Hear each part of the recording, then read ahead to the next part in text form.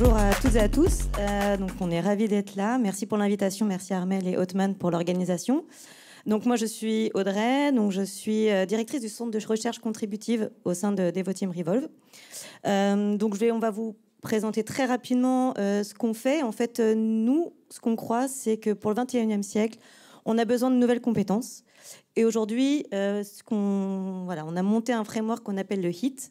Le HIT, en fait, le H, c'est tout ce qui va être autour de humanities, les sciences humaines. Donc Kevin en a parlé juste avant dans son pôle de performance. En fait, c'est toutes les connaissances liées à la sociologie, la psychologie, la philosophie, en fait, tout ce qui va donner un sens. Et on sent aujourd'hui que les nouvelles générations ont besoin de ça aussi pour avancer et cadrer les nouvelles technologies. Le E, c'est l'engineering, c'est notre cœur de métier. Donc c'est avoir vraiment cette posture d'ingénieur pour accompagner nos clients et l'écosystème. Le A, c'est l'art, parce que c'est aussi quelque chose dont on puise beaucoup de créativité, une nouvelle façon de penser et faire un pas de côté grâce à l'art. Et le T, c'est la technologie, évidemment. C'est aussi utiliser la technologie à bon escient. Et pourquoi? Alors vous allez me dire quel est le rapport avec le sport. En fait, pour cadrer tout ça, on a monté un centre de recherche en 2020. Et dans ce centre de recherche, en fait, on incube pas mal de sujets, notamment le sujet lié au sport. En fait, on a beaucoup de passionnés du sport au sein de Devoteam Revolve, d'anciens athlètes de haut niveau. Et aujourd'hui, on voulait justement commencer à travailler, mettre notre énergie au service de ce milieu-là et des athlètes pour travailler sur leur performance. Donc aujourd'hui, on est aussi sponsor d'une athlète qui s'appelle Renelle Lamotte. Donc c'est très intéressant parce qu'on fait beaucoup de rapports justement entre le monde de l'ingénierie et le monde du sport. Donc elle nous a appris justement la persévérance, la quête de l'excellence, le geste parfait. En fait, comment aller chercher, comment être satisfait du travail accompli, ce qui demande beaucoup de travail et une maîtrise de notre outil et de notre technique qui soit parfaite. Et du coup, c'est là aussi le lien avec l'art, c'est que l'art, en fait, c'est maîtriser tellement son outil qu'on peut s'en affranchir et devenir créatif. Et du coup, pour nous, en fait, les athlètes de haut niveau, ce sont des performeurs artistiques. C'est bien pour ça qu'on les écoute à des conférences, c'est bien pour ça qu'on voit le geste parfait, le beau geste. Et c'est ce qui est important pour nous. Donc aujourd'hui, je vais vous laisser aussi Erwan raconter un peu son histoire. Donc Erwan est chez nous depuis 2 ou 3 ans maintenant. C'est un ancien athlète de haut niveau également. Et donc, il nous aide à développer notre offre Risport pour accompagner au mieux les athlètes et les écosystèmes. Donc je vous présente Erwan. Merci Audrey. Merci. Bonjour à tous. Alors effectivement, il y a trop de boutons sur... Voilà, c'est bon. Donc moi c'est Erwan Benech. Donc effectivement ça fait 2-3 ans que je suis chez Revolve. Je suis un ancien athlète de haut niveau. J'ai un peu honte de donner mon parcours et mon palmarès après le passage de Sarah Balzer. Mais j'étais à l'INSEP aussi avec Sarah d'ailleurs. J'ai eu quelques titres de champion de France et j'étais également en équipe de France. Donc avant d'aller un peu plus loin sur l'offre e-sport qui nous intéresse aujourd'hui, puisque c'est elle qui est liée à la performance, j'aimerais donc vous raconter une petite anecdote. En 2012, si je me souviens bien, j'étais parti en Estonie, à Tallinn, pour disputer mes premiers championnats d'Europe. Et donc beaucoup d'euphorie après cette première sélection. Donc avec la délégation, on se retrouve à Tallinn dans un super hôtel. On arrive 2-3 jours avant l'entrée en compétition. Et il s'avère que le matin des séries en fait qualificatives, c'est le signal. Il s'avère qu'après, avant les séries qualificatives, on va à l'hôtel, on prend le petit déjeuner à l'hôtel. Et en fait, je pense qu'inconsciemment, ça faisait tellement longtemps qu'on s'était privé pour arriver donc, sur cette fin de saison, sur ce grand championnat, qu'instinctivement, on voit des viennoiseries traîner dans le hall de l'hôtel et on se dit, c'est le petit déjeuner, on représente la France, on va prendre des croissants et du pain au chocolat. Donc c'est ce qu'on fait, on prend notre petit déjeuner dans une grande sérénité. Et après cela, on retourne tous dans notre chambre pour se reposer, se concentrer, et vraiment se mettre dans notre bulle avant la course. Et 5 minutes après, mon téléphone sonne, c'est l'accueil qui m'appelle et qui me dit que je suis convoqué dans le hall de l'hôtel. Je pense que vous devinez déjà un petit peu la suite de l'histoire. Donc on était une quinzaine d'athlètes à être convoqués. Et face à nous donc, se trouve le sélectionneur. Il nous commence à nous faire son discours sur le haut niveau et l'importance de la rigueur. Et je me souviens très bien de cette phrase. Il a dit que le haut niveau, c'était détail plus détail. Et là, j'ai réalisé quelque chose. Wow, c'est vrai. Et c'est quelque chose que je m'applique même jusqu'à aujourd'hui. Enfin, c'est vraiment une phrase qui a beaucoup résonné en moi à ce moment-là. Et je pense que c'est pas juste lié au sport. C'est vrai que quand on vise l'excellence, quand on vise ce qui peut se faire de mieux, effectivement, c'est détail plus détail. Donc, c'était un petit savon quand même, pas très agréable. Après ça, j'oublie cette affaire, je prends le car, je vais au stade. Moi, je courais au milieu de l'après-midi. Donc j'y vais, je repense à cette histoire de ce que m'a dit mon sélectionneur par rapport à sport au chocolat. Et malgré tout, je suis serein parce que j'étais bien classé au niveau européen et je devais passer les séries sans trop de problèmes. Donc avant la course, je me souviens, en fait, il y avait 3 chambres d'appel, toutes alignées. Et à côté de moi, il y avait Pierre-Ambroise Boss. Je ne sais pas si vous connaissez. On s'est entraîné ensemble à l'INSEP, mais ce jour-là, on n'était pas dans la même série. J'étais très content, d'ailleurs, de ne pas être dans sa série. Mais on se jetait des coups d'œil, on jetait des regards, puis on était confiants. On s'était dit, ouais, on va aller en finale. Donc, je prends la ligne de départ. Et là, le sélectionneur me dit, Erwan, attends, on va établir une stratégie. Donc, juste avant la ligne de départ. Il me dit, tu sais quoi, Erwan, toi tu fais du cross l'hiver, tu as plutôt un profil de coureur long, donc tu vas attaquer à 300 mètres de ligne d'arrivée. Pour contextualiser, je fais du 800 mètres. Donc 300 mètres de ligne d'arrivée, ça veut dire qu'on fait quasiment la moitié de la course tout seul en tête. Et quand on sait à quel point c'est fatal de se prendre le vent sur la piste, c'était pas clairement une bonne idée. Mais moi j'étais jeune, je voulais faire bonne impression, je me suis dit, tu sais quoi, je vais t'écouter. Je vais attaquer à 300 mètres de ligne d'arrivée. J'avais jamais fait ça. Donc la sonne cloche, je me dis ok, dans 100 mètres, Erwan, c'est à toi de jouer. J'attaque et j'explose et je passe pas les séries. Donc après je vois le sélectionneur, vous savez ce qu'il m'a dit, la première phrase qu'il m'a dit? C'est le pain au chocolat. Véridique. Il s'est pas remis en question, il s'est pas dit que c'était peut-être un problème de stratégie. Et en fait, moi, avec le recul, ce que je me suis dit, c'est en fait, je suis pas sûr que l'histoire ce soit vraiment le pain au chocolat. Je suis pas sûr que ça s'est joué là-dessus. Je pense que c'est vraiment la stratégie qui était un peu pourrie déjà. Peut-être que moi aussi, j'étais pas en forme. J'arrivais en fin de saison, j'étais trop fatigué. Et ce que j'aurais aimé entendre à ce moment-là, en fait, ou même au moment d'établir la stratégie, c'est un discours très rationnel. Un discours très rationnel où le sélectionneur me dit, ben voilà, dans ta course, il y a 6 athlètes, les 6 sur l'emballage final, ils ont plutôt tendance à courir les 200 derniers mètres en 25 secondes. Il y a tel athlète, il a une résistance lactique qui est très mauvaise, donc il faut que tu restes derrière lui. Ou aujourd'hui, il y a tant de mètres secondes de vent sur la dernière ligne droite, donc reste bien caché. Ça, c'est des données vraiment palpables. Et je pense que c'est ça qui aurait pu octroyer un peu plus de chance pour passer les séries et aller en finale. Voilà. Donc, je vous raconte cette anecdote, vous l'avez compris, mais c'est vraiment pour insister sur le fait que, ça rejoint ce que disait Sarah tout à l'heure d'ailleurs, sur le fait que avoir des données, avoir un plan clair, avoir une stratégie bien définie, parce qu'on peut s'appuyer sur des éléments tangibles, c'est ce qui fait la différence aujourd'hui dans le haut niveau. Et Sarah a insisté tout à l'heure sur cet événement-là. Elle n'aborde pas de compétition sans avoir son graphe, sans savoir de quelle manière son adversaire va l'attaquer ou pas. Donc, ce qui s'est passé après, c'est que j'ai fait mon petit bonhomme de chemin quand même dans le sport. Et puis, il a bien fallu que je m'arrête un jour, puisque moi, mon rêve, c'était d'être médaillé olympique. Et au bout d'un moment, je me suis rendu compte que je ne serais pas médaillé olympique. Donc ça, c'est quelque chose d'irréversible. Et j'ai déjà fait le deuil. Mais néanmoins, en tant qu'ancien athlète de haut niveau, et même en tant que partenaire du sport, comme vous tous aujourd'hui, parce que vous êtes là, je pense qu'on peut tous contribuer à l'effort olympique. Alors c'est une tournure de phrase qui peut paraître un peu dramatique, mais je pense qu'il s'agit vraiment de ça, c'est vraiment l'effort olympique. Je pense qu'on peut tous y contribuer et s'épanouir là-dedans à une condition. La condition, c'est qu'on soit rigoureux et qu'on soit vraiment alerte sur ce qui se fait dans le sport.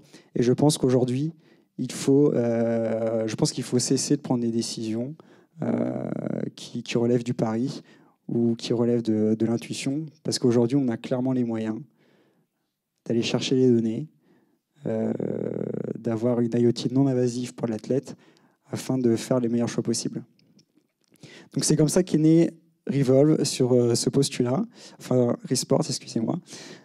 Donc nous, clairement, partant de ce constat-là et de l'envie qu'on avait de travailler avec le sport, on a fait un point sur nous, nos compétences, ce qu'on savait faire depuis des années, ce qui fait notre réputation, donc à savoir le DevOps, le ML, l'IA, la data et la migration. Et on se dit, OK, c'est parti, on se lance dans ce secteur-là, je pense qu'il y a vraiment quelque chose à faire. Et comment ça se traduit aujourd'hui sur le terrain?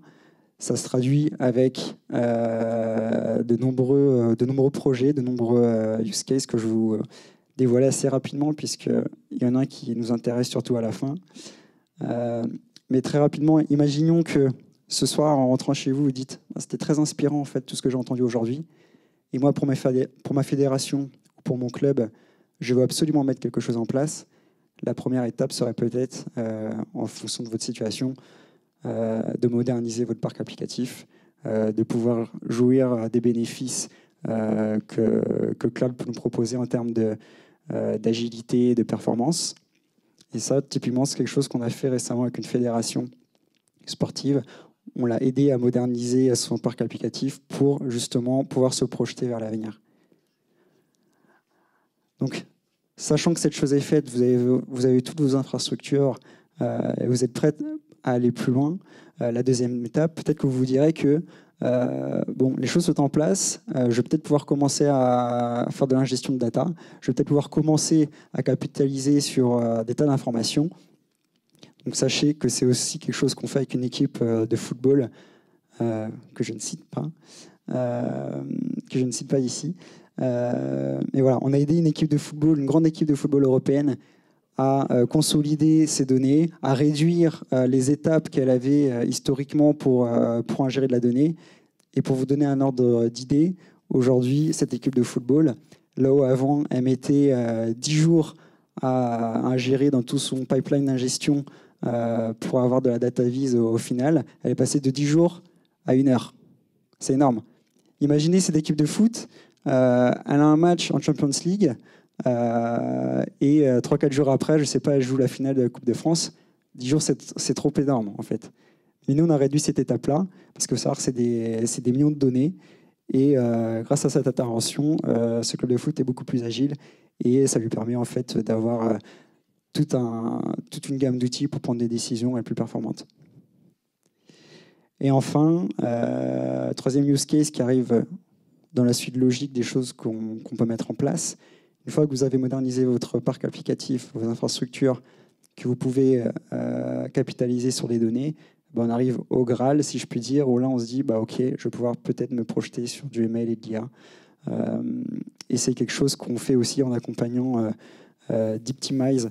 Mais je ne vais pas m'attarder beaucoup plus sur ce cas concret, puisqu'on a un intervenant qui vient de chez Deeptimize et qui pourra vous en parler.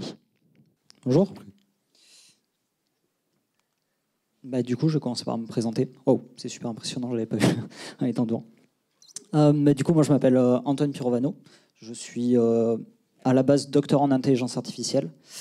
J'ai travaillé sur le dépistage du cancer du col de l'utérus. Donc, super sujet. Vous allez vous dire où est-ce qu'il va celui-là avec son sujet. Sauf qu'en fait, pendant mon doctorat, moi, j'ai travaillé sur le fait d'aider des experts et des expertes en dépistage du cancer du col à repérer sur des lames microscopiques, donc des images très très grandes, les régions qui étaient potentiellement responsables du cancer du col. Et du coup, essayer de les aider à gagner beaucoup de temps sur leurs analyses de lames. Et du coup, à la fin de mon doctorat, quand j'étais en train de faire Victor Hugo et de taper mes 250 pages de manuscrits, donc le côté très scolaire de la thèse, j'ai eu envie d'appliquer cette expertise. C'est toujours difficile d'assumer une expertise parce que plus on en sait, plus on sait qu'on ne sait pas grand-chose. Mais disons expertise quand même. J'ai eu envie de l'appliquer, cette expertise, au sport, qui est une passion. Et j'ai lancé Deeptimize. Et puis après, j'ai rencontré Guillaume, que je vais laisser se présenter également. Bonjour à tous. Du coup, moi, c'est Guillaume Voderut. Je suis également docteur en intelligence artificielle. Aujourd'hui, je suis le cofondateur de Deeptimize aussi et responsable technique. Donc, je suis en charge de la R&D et de la partie innovation dans nos développements, dont on vous parlera. Moi, j'ai un sujet de thèse qui est plus proche de notre application aujourd'hui, puisque je suis aujourd'hui expert dans l'analyse vidéo automatique. Et Antoine va vous parler un peu de comment on a mergé nos expertises pour développer Diptimize. Ouais, voilà, donc merci Guillaume. Donc oui, je pense que c'est assez important avant que je commence à parler de faire cette présentation pour savoir que nous, on est des experts technologiques, on n'est pas des experts applicatifs et que pour développer des choses utiles dans une application, il y a besoin de ces deux pôles, l'expertise technologique, technique et l'expertise applicative. Donc n'hésitez pas à me challenger lors d'une réunion à venir sur ce que je dis d'un point de vue sportif.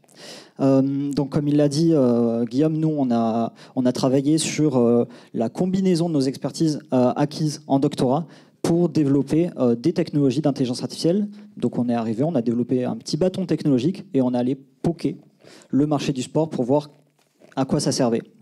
Et donc on a passé une petite année à aller toucher des bouts de marché et se dire comment ça répond. Et on a vu que là où on avait notre plus grande valeur ajoutée, c'était qu'on était capable de taguer automatiquement. On avait développé une méthode qui était capable de taguer automatiquement avec peu de vidéos, d'apprendre à taguer automatiquement avec peu de vidéos en apprentissage, tout type d'action d'intérêt dans des vidéos de sport et à partir de n'importe quelle vidéo issue de n'importe quelle caméra. Et ça, c'est assez chouette parce que des caméras, aujourd'hui, on en a un peu partout. On en a sur mon ordinateur, sur les téléphones, dans les enseignes sportives. La plupart du temps, il y a des caméras. Et du coup, être capable de venir traiter cette donnée existante ou qui va exister et ne pas être dépendant du hardware, c'est un vrai tour de force. Du coup, je vais passer sur 3 petits cas d'usage, 2 qui sont des cas d'usage clients, qui sont sur le handball et le rugby, et un sur le tennis où nous, on s'est amusé avec Guillaume à faire un petit POC sur le tennis, et qui nous paraissent intéressants. Avant ça, j'ai quand même envie de dire quelque chose qui va résonner avec mon doctorat, qui est, nous, on a vraiment une approche où on pense que l'intelligence artificielle, elle doit être utilisée dans un premier temps, mais pendant quand même assez longtemps, en tant qu'outil d'aide à la décision et pas forcément outil d'automatisation de la décision. Parce que y a des experts et des expertes qui ont du coup une vraie expertise et qui peuvent derrière aller actionner déjà des données pour leur faire gagner du temps sur de l'analyse vidéo. Et voilà, et en plus, la donnée et l'intelligence artificielle, c'est quand même des machines à apprendre des choses par cœur et à extraire des grandes règles. Mais en fait, alors là c'est une question pour vous, mais est-ce que pour gagner, il ne faut pas être un petit peu hors distribution ?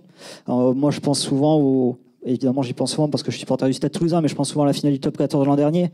On voit le match de Romain Ntamak, on se dit mais il fait un match, qu'est-ce qui se passe ? Et au final, à 76e, il nous sort un essai de 50 mètres. Est-ce qu'on aurait pu le prédire ? Peut-être pas, mais en tout cas, je pense qu'on a déjà parlé avant, il y a une vraie valeur humaine qu'il faut garder et il faut pas oublier cette valeur humaine et il faut arriver à faire la transition de manière assez fluide. Ouais. Cet exemple, il vient de Rugby Ramin. La semaine dernière, j'ai lu un article, je ne sais pas non. Du coup, comme promis, premier cas d'usage, on va travailler avec un client qui travaille sur les 5 ligues majeures de handball en Europe. Normalement, c'est une vidéo. Ok, chouette.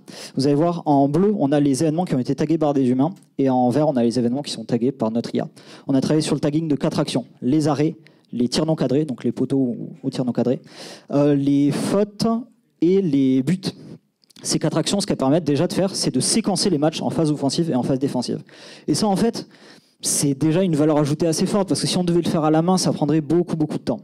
Et vous allez voir que l'IA, elle apprend toute seule à ignorer les ralentis, ignorer les zooms, et c'est quand même un joli tour de force. On a fait ça avec une centaine de matchs qui ont été annotés. En général, on a besoin d'environ 1000 occurrences pour une action pour être capable de bien l'apprendre. Donc ça dépend de l'application. Pour un match de hand, les arrêts, ça n'arrive pas souvent, donc on a besoin de beaucoup d'occurrences. Et voilà, on a travaillé sur le séquençage de ces matchs de hand. Donc c'est très modeste, mais déjà ça permet un gain de temps certain pour les gens qui font de l'analyse vidéo. Deuxième cas d'usage, c'est sur le tennis. Donc je vais réappuyer. Oups, non. Yes. Du coup, ce que j'avais envie de dire sur le cas d'usage tennis, nous on s'est amusé à faire un petit POC en prenant des vidéos YouTube, en les taguant à la main et puis en taguant comme ça une cinquantaine de matchs et en entraînant notre algorithme, on a réussi à être très bon sur le tagging des coups droits, des revers, des services et du coup venir faire ce séquençage, encore une fois, qui permet déjà de gagner beaucoup de temps, mais aussi tiens, voilà, super.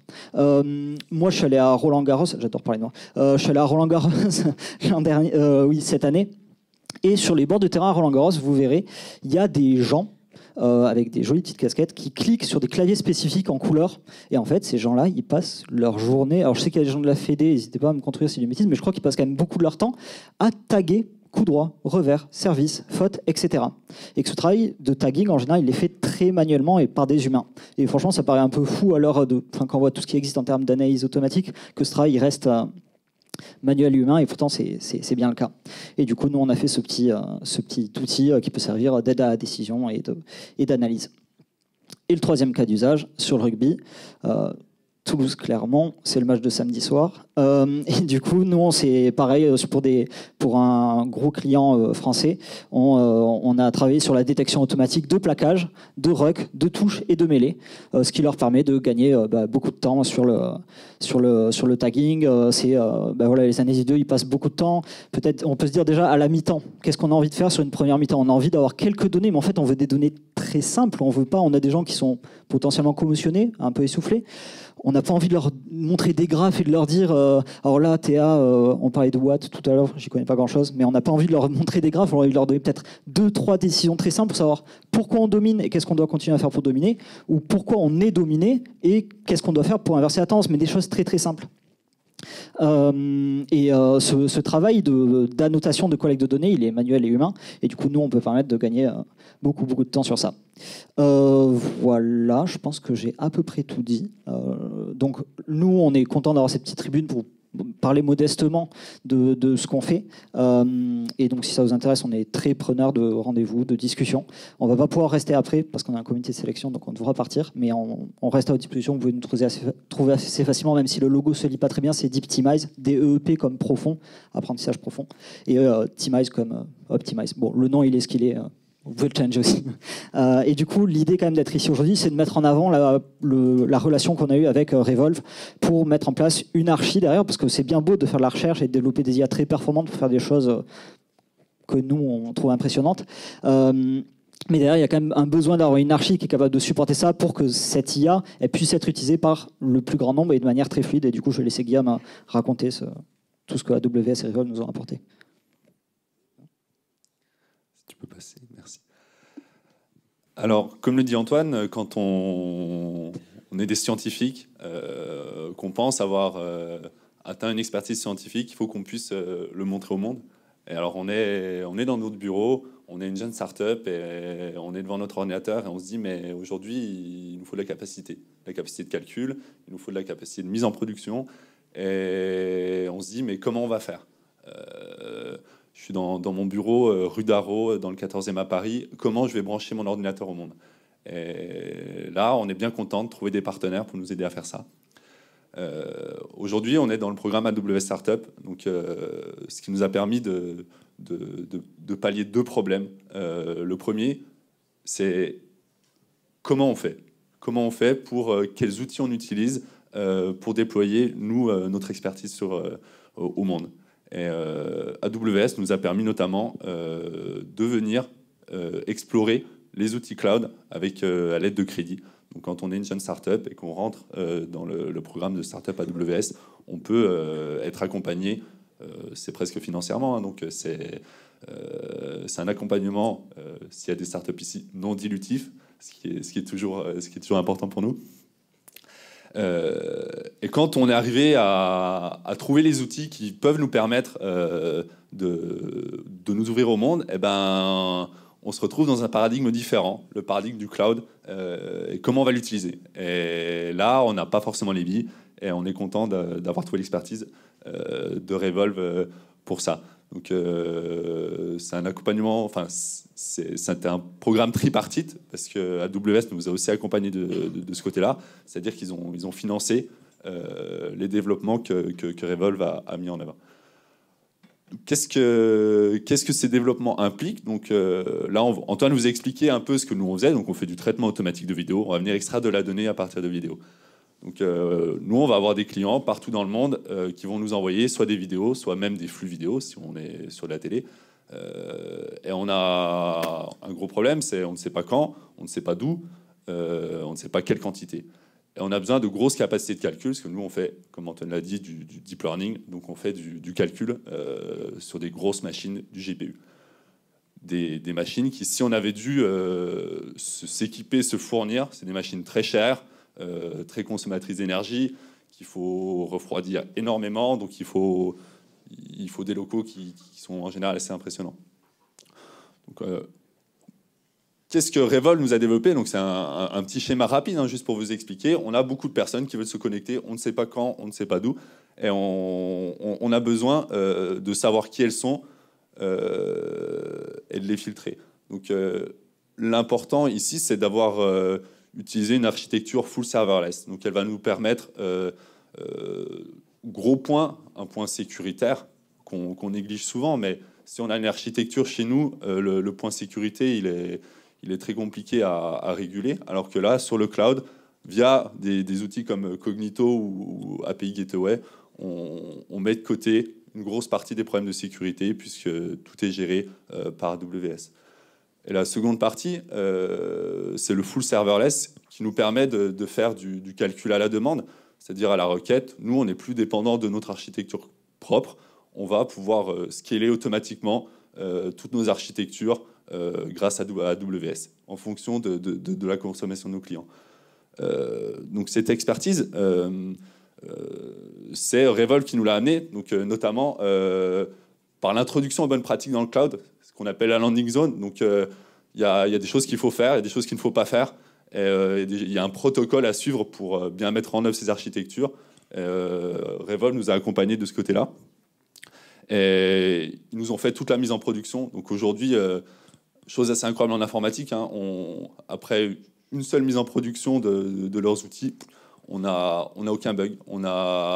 C'est des monoclients. Hein, tous nos clients sont à nous, hein, propres, hein, sont parfaitement satisfaits. La mise en œuvre a été impeccable. Et donc aujourd'hui, on est capable d'avoir une architecture qui scale automatiquement et qu'on paye vraiment à la demande sans être tributaire d'une grosse architecture. Donc ça conclut un peu notre... ce que je vous dis là, ça conclut notre intervention. Donc si vous avez des questions, n'hésitez pas.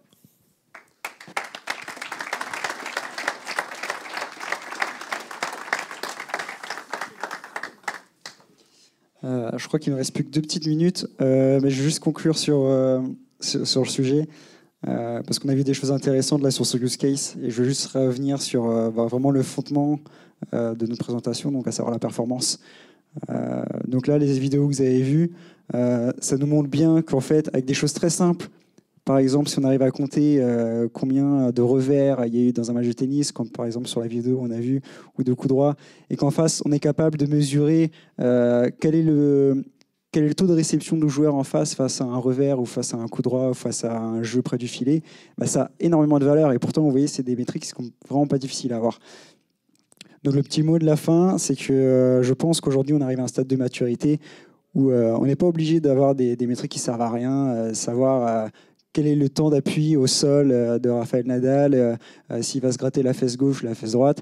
Ça, je pense qu'on s'en fout. Ce qui compte et ce qui a de la valeur aujourd'hui, c'est vraiment des métriques très simples qu'on peut superposer pour prendre des décisions le jour J pour l'athlète et pour le coach et pour la délégation tricolore. Je vous remercie.